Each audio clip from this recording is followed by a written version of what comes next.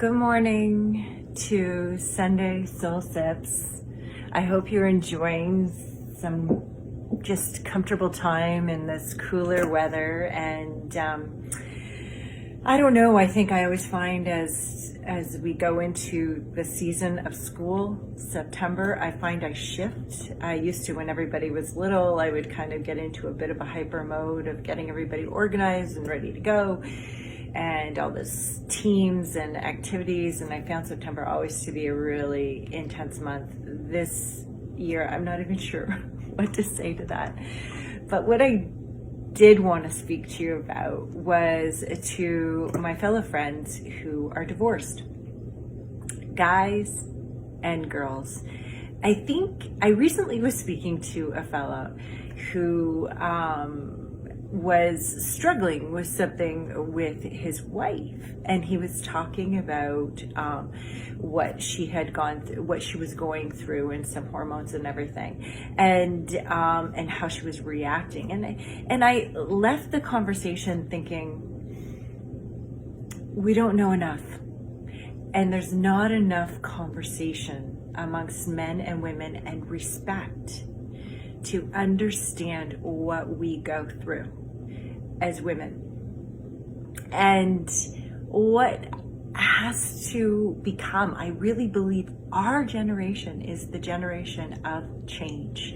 We are the ones who have to go through some serious rubble and some serious game-changing moments, and breaking some beliefs and breaking things that we say, hey, that's just okay because he's like this, or he works there, or he's always been that way, or she has. It's not specific to male or female.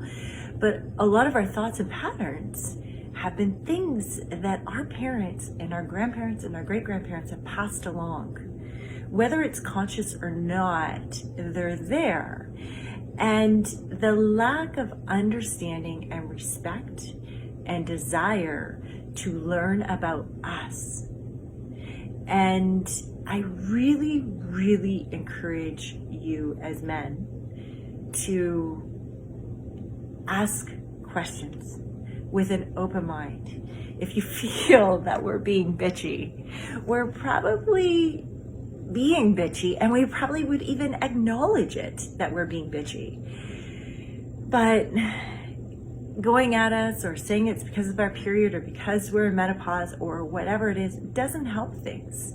It's important for you guys to understand you didn't go through this. You didn't, I'm still trying to figure it out. I think a lot of women are still trying to figure out what the heck is going on with our minds, with our bodies, with how we look at life, how we thought our lives were going to be, and they're not. And I think a lot of that happens with those of us who break up, right? And we don't really know what's going on, and life is so chaotic, so chaotic. Anyways, what I wanted to speak to both males and females, parents really, who have gone through divorce, is this whole, quite frankly, guilt. I personally, if I was going to say there was my biggest feeling and intensity of going through my divorce, it was not the breakup of my partner. It was my children. And it was where I took full responsibility for my life and assuming that my life was going to stay a certain way. And I felt that I was a huge part of breaking up their stability and breaking up their plans to what their lives were going to be like. I was the main contributor to change that path. And so I've held on to a lot of guilt, and I'm continually trying to let it go. And so I do a lot of different things to try to ease myself off of this guilt that I do feel with my kids. And I have an interesting way of looking at my world. It's I have 3 boys and a girl, But my 3 boys, it was an interesting process to see them go through this. Boys, if you have a boy or 2 or 3 or 4, they can be very protective. They're very loving. They can also have their expectations like right up here, because as a mom, or at least I was very,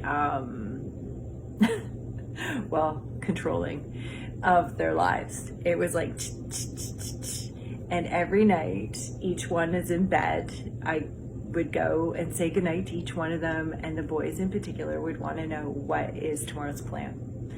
And what are we doing next? And so when I talk about my period in my life when it fell apart, I wasn't able to give them that structure.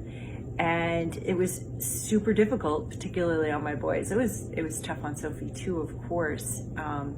But it was a different something.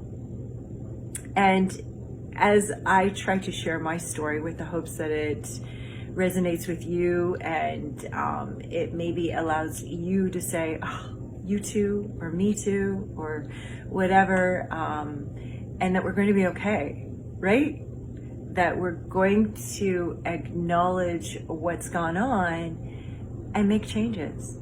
And if we goofed up before, it's okay. You can apologize. I think parents apologizing is a wonderful thing. We can acknowledge what happened, and we can make changes, right? When you know better, you do better. And then you get to work on yourself. And one of the really big areas for me to work on myself is music. Music is extremely soothing to me, and of course I like to listen to the words and the rhythm and everything else. And recently, the Dixie Chicks, or the Chicks, have come out with an album, and some really great songs, and it's called Gaslighting, and that isn't the particular song that really resonates with me. This, what I wanted to speak to you to was, there's a song called Young Man. I've made some notes here because it's so phenomenal. So if you are a divorced parent of a boy, I really encourage you to please go listen to this. Although she speaks from a mom's view, dads, please go listen to it. If you don't like country, just try to step beyond. If you think it's a chick thing, it's not. It's not. And even if it is a chick thing, we guys, I really encourage you to step into some of those thought processes that we're going through, because we are part of this process to heal and mend our children and allow them to have the space to evolve, allow them to evolve in their own relationships so they can be healthy, so they can respect women, so they can hear women, and they can try to understand where women are coming from. They don't need to get it totally, but you just need to be there and support your partners. So what I'm going to say to you is just some of the words that just almost bring me to tears every time that I hear this. And she says, "You're of me, not mine. Walk your own crooked line. Leave the bad news behind.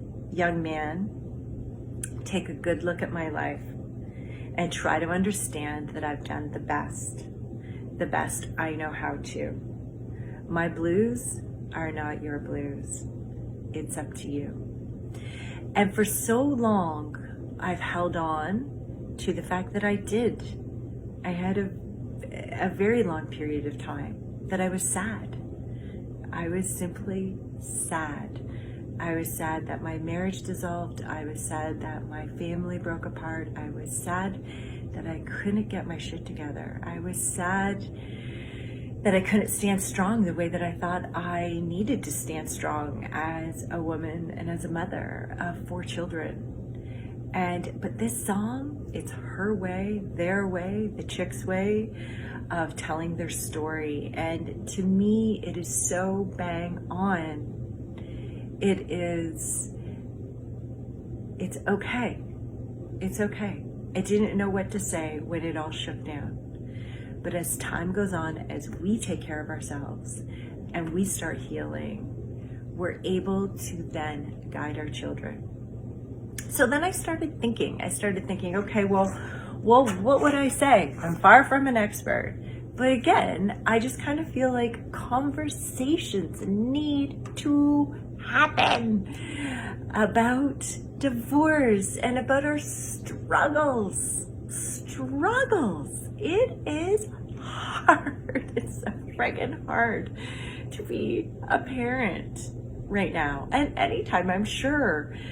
But we don't have those structures. We literally are breaking through. We're breaking barriers. We're creating new ways. And a huge part about that is us stepping into our truth and going against the grain that we've always known, that we've always understood, that we were told was right.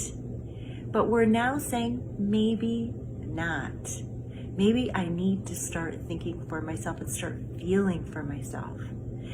And so a big one is my happiness. I remember many years ago, I was really weighed down because I thought I was being so selfish, taking care of myself, following some dreams, reaching some goals, or focusing on attaining some goals. And it was sacrificing my family and my children. And there were a lot of voices saying I was being so selfish. And I think the most important thing we can do for our children is to find our happiness, or to find our soothing, to find our ease. They know.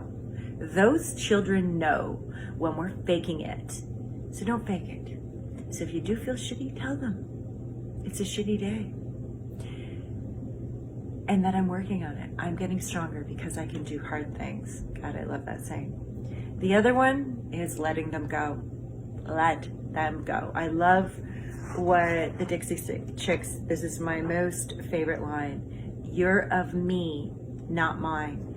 They're not our children. Well, they are our children. But they're their own humans. They get to be who they need to be.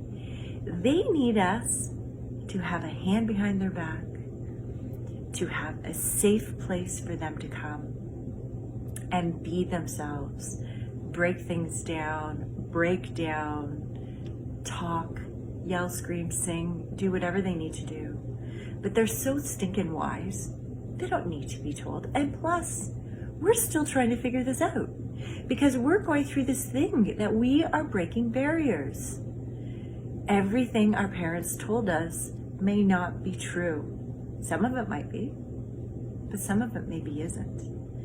And we're in some deep mud to try to figure out what is. And I really think that our kids are way wiser than we think.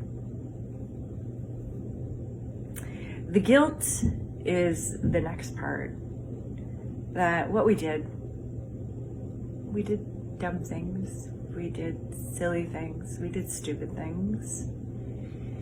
We're human. You're allowed to be human today. Let it go.